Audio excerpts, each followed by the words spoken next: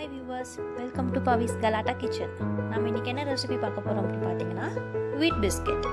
So வீட்லயே நம்ம செய்யலாம். நம்ம எப்படி செய்யலாம்னு பார்க்கலாமா? இதுக்கு தேவையானது வெண்ணெய் 100 ml எடுத்துக்கோங்க. அது கூட 1 கப் பவுடர் சுகர் ஆட் பண்ண போறீங்க.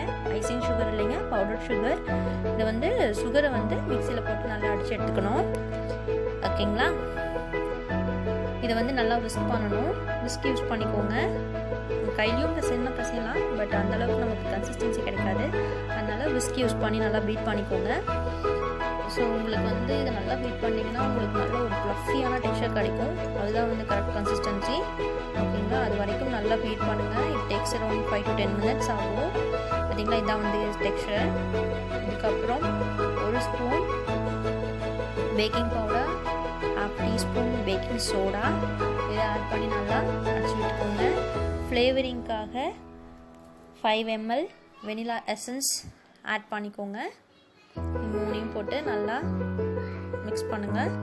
அதுக்கப்புறம் இந்த ஸ்டேஜில் 1 கப் கோதுமை மாவு, அதாவது ஃபுல்லாக போடக்கூடாது, கொஞ்சம் ஃபஸ்ட்டு பாதி போட்டுட்டு அதுக்கப்புறம் மறுபடியும் கலக்கி விட்டுட்டு மிச்ச பாதியை ட்ரான்ஸ்ஃபர் பண்ணிடணும்.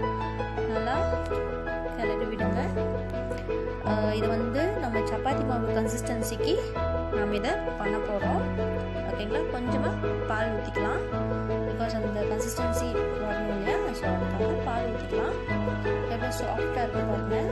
ஸோ இதை வந்து கரெக்டான டெக்ஸ்சர் வந்து பார்த்தீங்கன்னா தெரியும், சாஃப்டாக இருக்குது. ஸோ இதை நம்ம சப்பாத்திக்கு எப்படி பண்ணுவோமோ அதே மாதிரி உருண்டை பிடிச்சி தேய்ச்சி நமக்கு என்ன ஷேப்ஸ் வேணுமோ அந்த ஷேப்ஸ் நம்ம எடுத்துக்கலாம். நான் வந்து ரவுண்ட் ஷேப்ஸ் எடுத்துருக்கேன். உங்களுக்கு எந்த ஷேப் பிடிக்கும், இல்லை மவுண்ட் இருந்துச்சுன்னா நீங்கள் அந்த மவுல்ஸ் யூஸ் பண்ணி உங்களுக்கு பிடிச்ச ஷேப் எடுத்துக்கோங்க. நான் வந்து சும்மா ஒரு டிசைனுக்காக கத்தியை வச்சு அந்த ரவுண்ட் டிசைனில் கீறி விட்டுட்ருக்கேன். உங்களுக்கும் இது வந்து ஆப்ஷனல் தான், நீங்கள் எப்படி வேணால் பண்ணிக்கலாம். ஏன்னா ஒவ்வொருத்தரோட க்ரியேட்டிவிட்டி டிஃபர் ஆகும். ஸோ அதுக்கு தகுந்த மாதிரி நீங்கள் போட்டுக்கோங்க.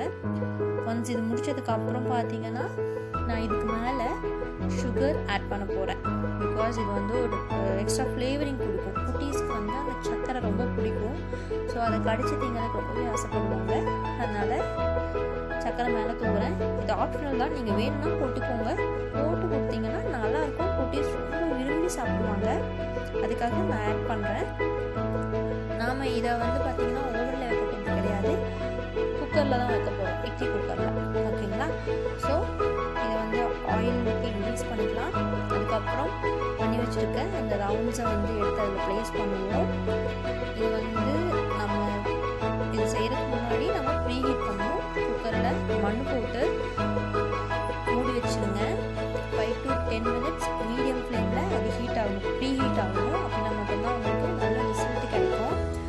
ஸோ ஓப்பன் பண்ணிடலாம். ஓப்பன் பண்ணிவிட்டு இந்த செஞ்சு வச்சுருக்கோம் இல்லையா இட்லி பாத்திரத்தை உள்ளே வச்சு மூடி வச்சிடலாம். 20 to 25 minutes ஆகும் பேக் பண்ணுறதுக்கு. அந்த ஸ்மெல் வருங்க, நல்லா அந்த வெண்ணெயோட ஸ்மெல்லும் வீட்டோட ஸ்மெல்லும் நல்லா மணக்கும். அப்போ வந்து நீங்கள் தெரிஞ்சுக்கலாம் பிஸ்கெட் ரெடி ஆயிடுச்சுன்னு. ஸோ எனக்கு அந்த ஸ்மெல் வந்துடுச்சு. நான் ஓப்பன் பண்ணி எடுத்துட்டேன். எவ்வளோ சூப்பராக இதாக இருக்குது பாருங்கள். கிறிஸ்பியாக இருக்குது, செம்ம டேஸ்ட்டாக இருக்கும், நல்ல மணத்தோடு இருக்கும் வெண்ணெய் நம்ம யூஸ் பண்ணியிருக்கனால. ஸோ இதை குட்டீஸ்க்கு கொடுத்து பாருங்கள், கண்டிப்பாக அவங்க சாப்பிடுவாங்க. தேங்க்ஸ் ஃபார் வாட்சிங். சப்ஸ்கிரைப் பண்ணாதீங்க, சப்ஸ்கிரைப் பண்ணுங்கள்.